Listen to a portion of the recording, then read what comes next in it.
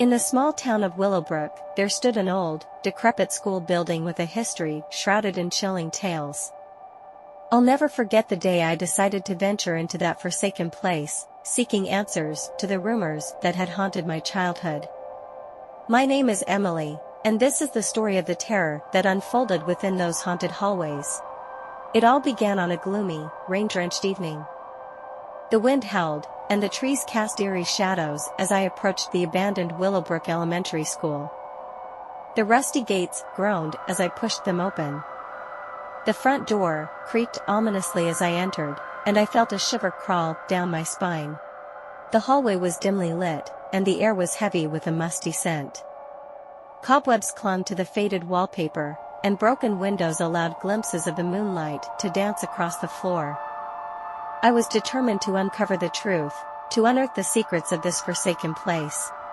As I ventured deeper into the building, I began to hear faint whispers echoing through the halls. Goosebumps prickled my skin as I strained to make out the words. "Emily, come play with us," the ghostly voices called. My heart raced as I turned to face the empty corridor.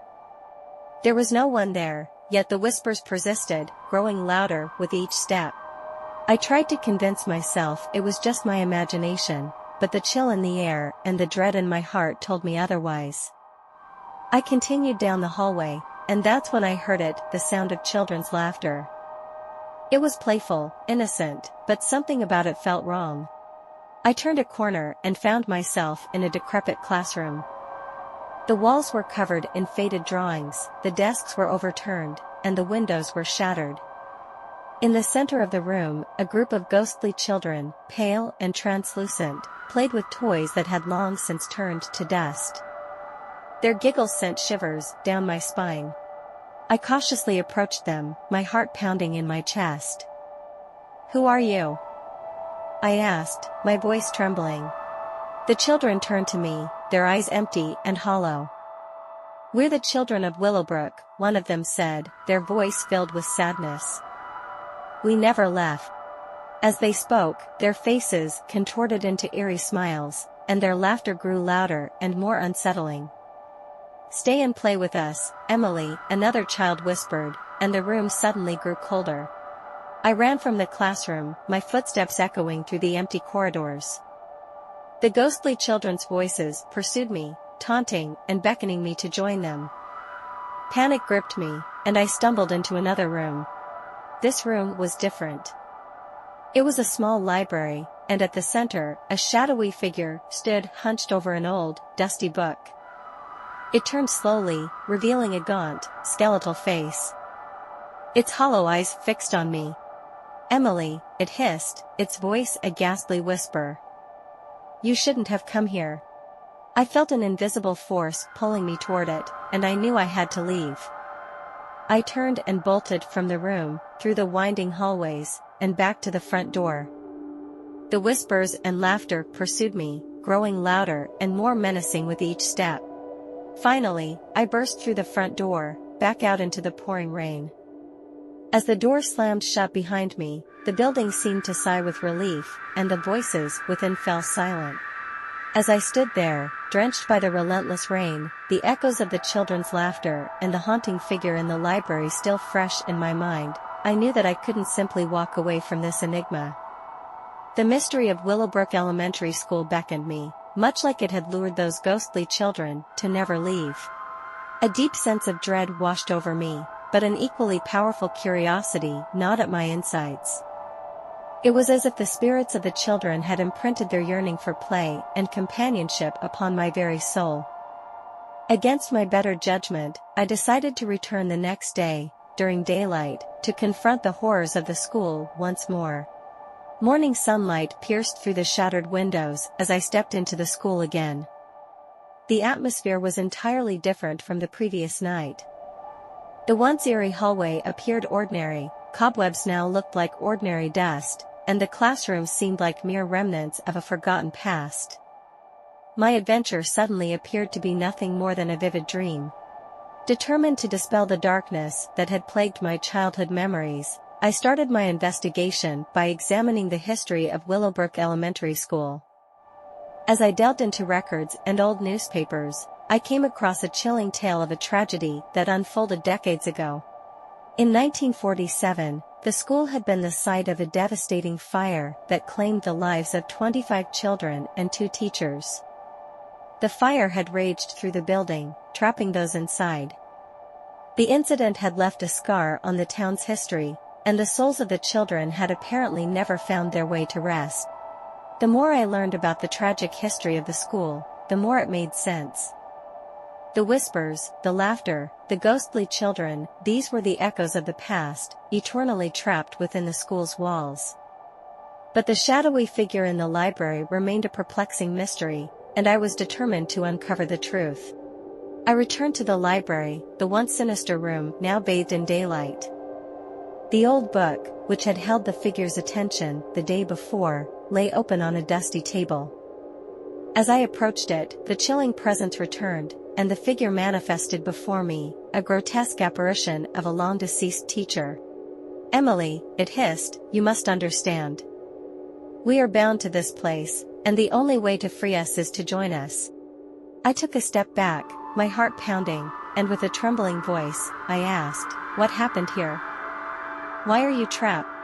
The specter recounted a horrifying tale of negligence and betrayal. The fire had been started by a deranged janitor, whose motives remained unknown. The children and teachers had been locked in the building, unable to escape as the flames consumed them. The spectral teacher's gaze was filled with anguish and regret. "We seek companionship, as we were denied it in life," the teacher whispered. "Stay with us, Emily, and you will be part of something eternal." As the teacher's bony fingers reached out toward me, I stumbled backward, retreating from the grotesque figure. The shadows seemed to close in around me, and I could feel the school itself urging me to join the spirits of Willowbrook. Terrified, I turned and fled, my footsteps echoing through the empty hallways once more.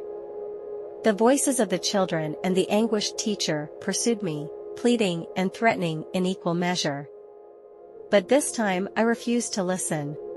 As I reached the front door, I flung it open and escaped into the welcoming embrace of the sunlight. The voices within fell silent once more, and the school itself seemed to exhale, as if relieved that I had escaped its clutches. I never returned to Willowbrook Elementary School. The memories of that haunting place continued to haunt me, leaving me in a perpetual state of fear and shock. The mystery remained.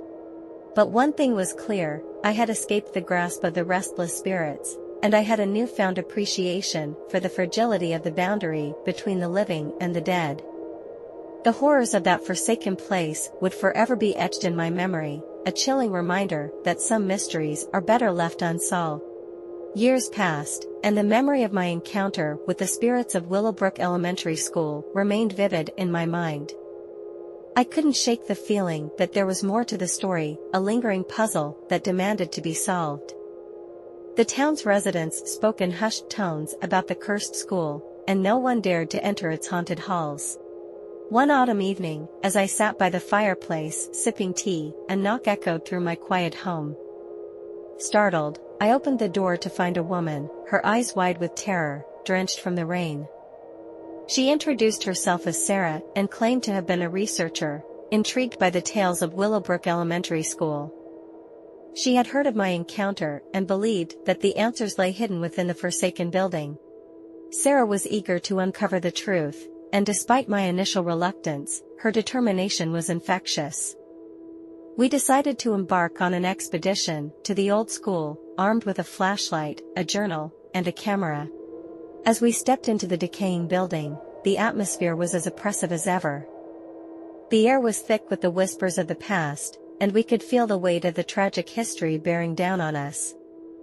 Our footsteps echoed through the halls, and the rooms remained frozen in time. Sarah and I carefully documented our journey, taking photographs of the eerie surroundings, collecting evidence of the inexplicable. The classroom where I had encountered the ghostly children felt just as haunting, though they were absent now.